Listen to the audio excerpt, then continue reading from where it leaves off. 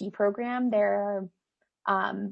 there's a society, it's called EDGE, Enhancing Diversity and Graduate Experience, something like that, where it's like 2 or 3 weeks long, and they kind of prep you for grad school. So you'll be more successful, and you can only attend if you're a woman. And specifically, they really focus on women of color. But the main goal is to, teach you a week's worth of an introductory of a normal class that you will take, like a standard 500 level class that most programs require you to take. And they say, here is an intensive, 8 hours a day for an entire week so that you have a strong foundation going in so you can be more successful. And so like I said, it wasn't something I really thought of in undergrad or in high school, identifying that I was a minority until, I think really people started pointing it out. My professor said, well, like, you're going to get, a TA-ship or an RA-ship or something like that, so that you should be able to go to grad school for free because you are a woman.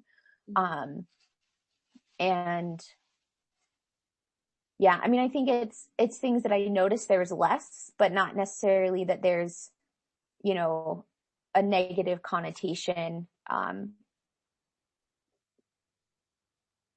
towards, the people who were less in the program.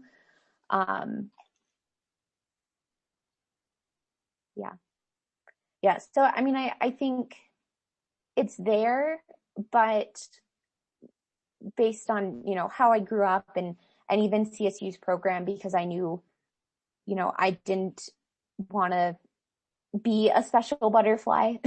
I was like, well, I want to go to a program that has a fair amount of women in it, that it's there kind of more in the background, as opposed to, constantly being like, yes, I am, as opposed to being my identifier, or something that's like, oh yes, that's the girl graduate, student or something like that. Yeah. And yeah, I'm wondering like more, generally like, like stereotypically, how you think that women in your field in math, are viewed. Yeah. So I think, I remember, going places when I was an undergrad majoring in math, and everyone's question would be like, oh, you're majoring in math, are you going to be a teacher? And so I think a lot of the viewpoint is like, you can only teach and there's not other things to go along with it.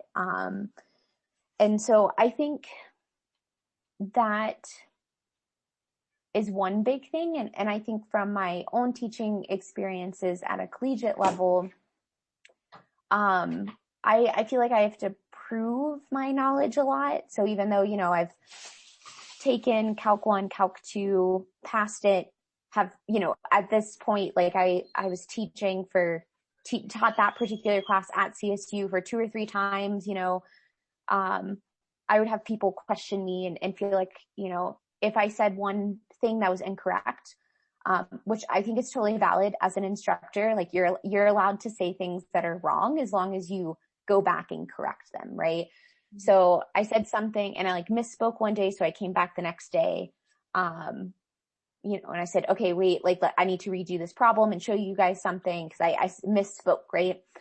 And so, I definitely feel like I have to prove my knowledge more. And then when I am incorrect or, something like that, I think it hurts how, my students perceive me. Mm-hmm. I definitely think I see it more in how I am as an authority figure. And specifically at a college level, like I've mentioned, I've done some outreach, mm-hmm. and I don't really feel like I've had any issues with my like middle school summer camp that I run or anything like that. So I don't necessarily know if that's just because I look the same age as them, you know, or what. But yeah, so I really think that's more where I've seen, you know, some sort of prejudice. Hmm. Yeah, so it sounds like there really is kind of like a stereotype about women in math that they'll likely go on to just be a teacher. And then, that there's always kind of that theme of like really trying to have to like prove yourself when you're in that teacher role of like, proving that you're competent, that you deserve to be the authority figure in the room. Um, and that there might be some like different expectations of like how students perceive you um, as like a woman teacher versus like what they might see with a man teacher. So um, yeah, I'm wondering if you could go a bit more into like how men are viewed in math as a profession. Yeah, I definitely don't think they need to prove themselves. Um, I I was actually in like our office hours, so we have it's called the Calculus Center at Colorado State University, and I was working with an undergrad tutor was at the same office hours as I was, and so all 500 Calc 1 students can come to anyone's office hours throughout the whole 40-hour week kind of thing. So I was putting in some of my required hours as an instructor, and I had a undergrad tutor who identified as a man, and I noticed I was observing, you know, I was like, wow, I've been helping all of the like female students, and all of the male students have been like reaching out to him to ask questions.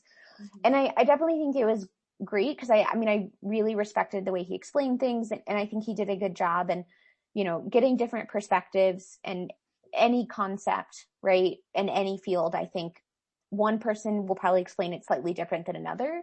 Mm-hmm. But it did frustrate me because I was like, well, I don't think it's fair because I do like the way he explains things, you know, and but he's also not teaching the class. Like I've at that point taught it multiple years. I know, you know, I've seen all the like the test questions. Like I can give really good insights on not just the concepts, but like the importance of each particular concept in the class. And so if they're asking really in-depth questions, and I'm like, that's great. But, you know, in my students, I'd say this is, you know, I'll do an example in a class and I say, this is a great test question, you know, like how it's written and things like that. And so having that insight, I think will help.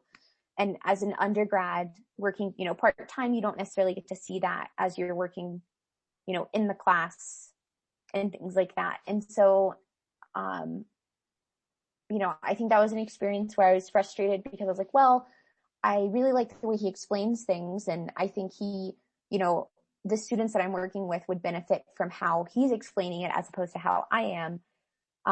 Especially if they're my own students, you know, I'm going to explain it very similar to how I do in class. And I was like, and it's, you know, unfortunate for the, um, like guy students who are missing out on other things. And so I, I think that there's definitely what I've noticed working with students is there is some sort of subconscious bias, um, where they tend to go to, you know, who they identify with even, Mm-hmm. you know, and I, I've had some, I had a more, I guess, like a more time consuming class that I was teaching, just because of like outbursts and things like that in my class, and really rude comments and things like that where I didn't know what to do. It was my second semester teaching, and I had a student say, you know, like, why are we going over this problem? It's a waste of time. You know, and like things like that happened in my class. And you know,